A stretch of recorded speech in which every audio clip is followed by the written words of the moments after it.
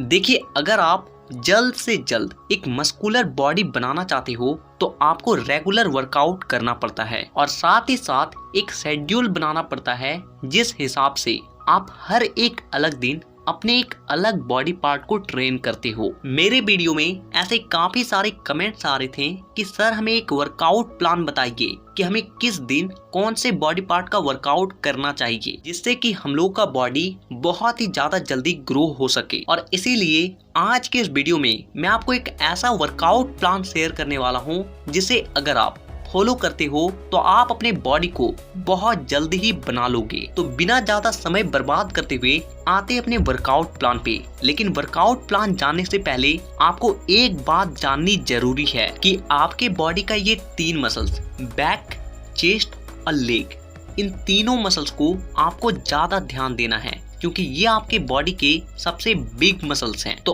अब आते हैं अपने वर्कआउट प्लान पे। जैसे कि आप सभी को पता है कि हफ्ते में 7 दिन होता है और जिसमें हमें एक दिन रेस्ट रखना होता है और उस दिन को हम लोग संडे का दिन मान लेते हैं और जो कि हम लोग का वर्कआउट का पहला दिन होने वाला है वो है मंडे। तो देखिए, आपको मंडे को वर्कआउट करने से पहले आपको 2 बातों का ध्यान रखना है। सबसे पहला कि आपके बॉडी का सबसे बड़ा पार्ट कौन सा है और दूसरा कि आपके बॉडी का सबसे कमजोर पार्ट कौन सा है, यानी कि कौन सा मसल्स आपके बॉडी का कम ग्रो है, वो अच्छे तरीके से नहीं बन पाया है। तो देखिए, ऐसे तो हम लोगों के बॉडी का सबसे बड़ा जो मसल्स है वो लेग मसल्स होती है, लेकिन आपको पहले दिन लेग का वर्कआउट नहीं करना है। आप अपने चेस्ट या फिर आप अपने बैक, इन दोनों में से किसी भी एक मसल्स का मंडे को एक्सरसाइज कर सकते हो। आप अपने हिसाब से देख लीजिए कि आपके चेस्ट और बैक दोनों में कमजोर कौन सा है। आपका जो बॉडी पार्ट कम ग्रो हुआ है उसे आपको मंडे के दिन करना है और ऐसा इसलिए क्योंकि मंडे से पहले संडे आता है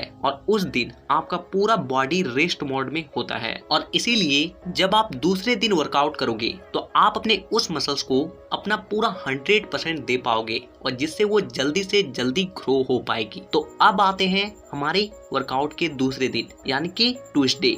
इस दिन आपको करना है अपने बैक का वर्कआउट और अगर आप मंडे को बैक का वर्कआउट कर चुके हैं तो आपको ट्यूसडे को अपने चेस्ट का वर्कआउट करना है, यानी कि आप इन दोनों में से किसी को भी कर सकते हैं। आप अपने हिसाब से देख लें कि आपको किस बॉडी पार्ट को पहले दिन रखना है और किसको दूसरे दिन। तो अब आते हैं हमारे वर्कआउट के तीसरे दिन यानी कि वेडनेसडे।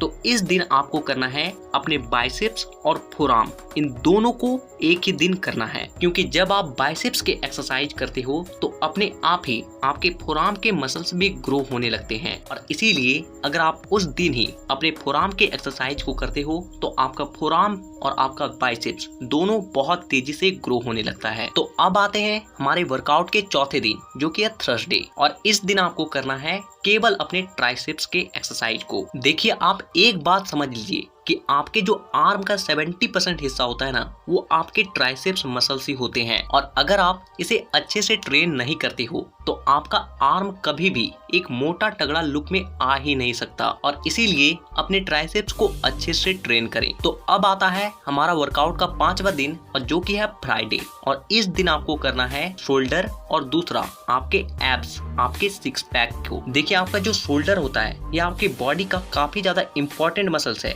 अगर आप इसे ट्रेन नहीं कर रहे हो तो आप कोई भी एक्सरसाइज सही से नहीं कर पाओगे क्योंकि अगर आपका शोल्डर स्ट्रांग है तो आप हेवी से हेवी वेट को भी आसानी से लिफ्ट कर पाओगे। और रही बात एब्स की तो आप इस दिन आसानी से अपने एब्स के वर्कआउट को कर सकते हो क्योंकि आपका जो शोल्डर है ये आपके अपर बॉडी में आती है और इसीलिए उस दिन आप अपने एब्स को अच्छे से ट्रेन कर सकते हो। तो अब आते हैं हम लोग अपने वर्कआउट के आखिरी दिन जो कि है सैटरडे और इस दिन आपको करना है अपने लेग के वर्कआउट को और प्लस में बाइसेप्स या फिर चेस्ट को। देखिए, आप में से ऐसे काफी सारे लोग होंगे जो कि लेग वर्कआउट को पसंद नहीं करते हैं क्योंकि इसमें बहुत ज्यादा पेन होता है लेकिन आप एक बात ध्यान रखिएगा कि जब तक आप अपने लेग वर्कआउट को नहीं करते हो ना, तब तक आपका बॉडी बन ही नहीं सकता, क्योंकि बॉडी बनने के लिए एक बहुत ही इंपॉर्टेंट हार्मोन की नीड होती है, और जो कि है टेस्टोस्टेरोन। और ये हार्मोन सबसे ज्यादा तेजी से तब रिलीज होती है जब आप लेग वर्कआउट करते हो। तो कभी भी